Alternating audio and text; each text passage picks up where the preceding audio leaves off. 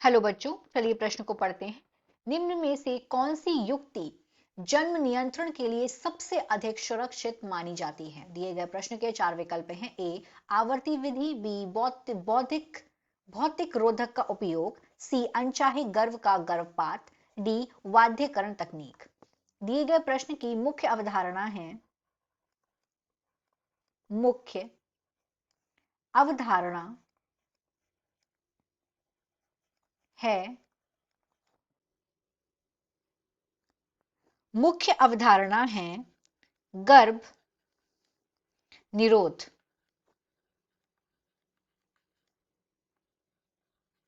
गर्भ निरोध से आशय है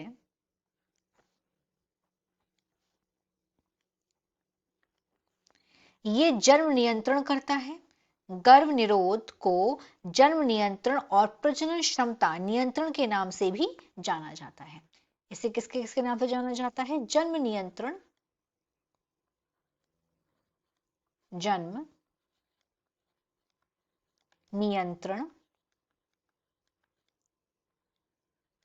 और प्रजनन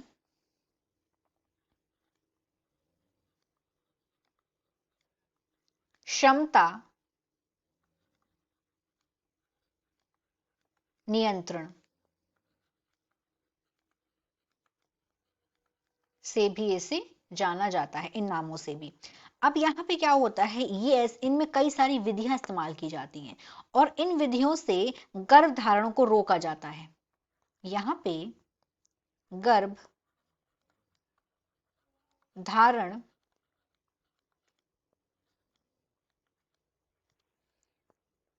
को रोकने के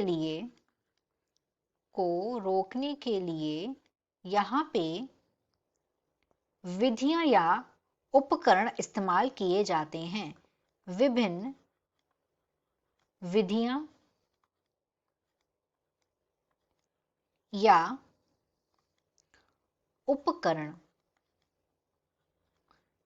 का यहाँ पे इस्तेमाल किया जाता है।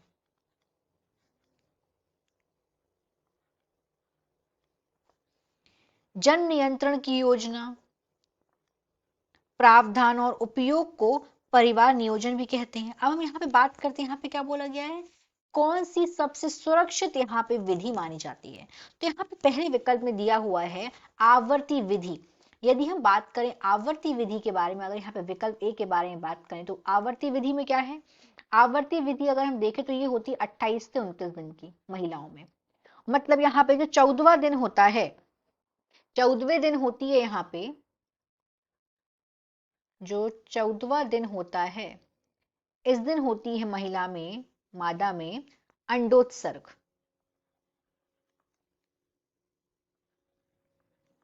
अंडोत्सर्ग। तो इसके बाद में जो संभोग है वो अगर नहीं किया जाए तो इससे प्रजनन को रोका जा सकता है। लेकिन ये उतनी सुरक्षित नहीं है, क्योंकि कई महिलाओं में अगर हम बात करें कि जो 28 से 29 दिन की जो ये साइकिल है, ये कम ज्यादा भी हो सकती है, कई में 30 दिन की भी होती है, इसलिए ये उत्तर नहीं होगा। बी में बोला गया भौतिक रोधक का उपयोग, भौतिक रोधक में आ जाएगा कॉन्डोम, लेकिन ये भी सुरक्षित नहीं है, यहाँ पे भी पूरी 100% गारंटी नहीं है, तो ये भी नहीं हो सकता। सी बोला गया अनचाहे गर्भ का गर्भपात, नहीं, गर्भपात ये सही विधि नहीं है। डी में बोला गया वाद्यकरण तकनीक, तो वाद्यकरण तकनीक जो है ये सबसे सही तकनीक है, क्योंकि अगर हम यहाँ पे बात करें इसमें क्या होता है, अगर हम बात करें पुरुषों में क्या किया जाता है, यहाँ पे वाद्यकरण तकनीक में पुरुष में यहाँ पे इस तकनीक को बोला जाता है वाद्यकरण, पुरुष वाद्यकरण तकनीक, या फिर पुरुष नसबंदी या वेसेक्टोमी या वेसेक्टोमी।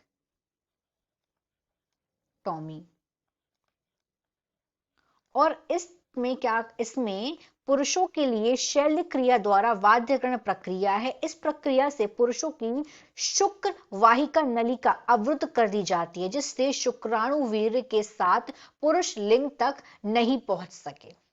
और अगर हम बात करें महिला में क्या किया जाता है,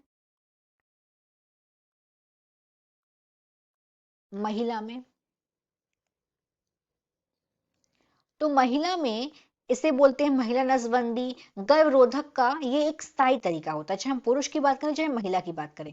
इस तरीके से पुरुष में इसको क्या बोलते हैं, वेसेक्टोमी, और महिला में इसको बोलते हैं ट्यूबेक्टोमी। महिला में इसको बोला जाता है ट्यूबेक्टोमी।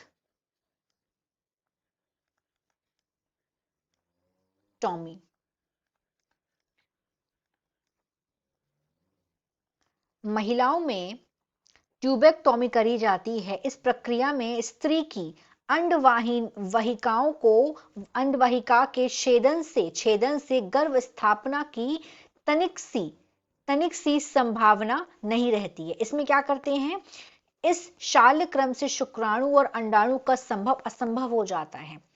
और अगर हम देखें कि ये दोनों जो यहाँ पे क्रियाएं हैं, वेसेक्टोमी और ट्यूबेक्टोमी, ये दोनों स्थायी क्रियाएं हैं, ये दोनों स्थायी तरीके होते हैं,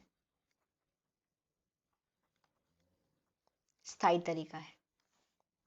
तो अगर हम देखें कि हमारा सबसे सुरक्षित तरीका हो जाएगा वाध्यकरण तकनीक। दिए गए प्रश्न का सही विकल्प है डी, वाध्यकरण तकनीक। आशा करते हैं आपको यह प्रश्न समझ आया होगा। धन्यवाद।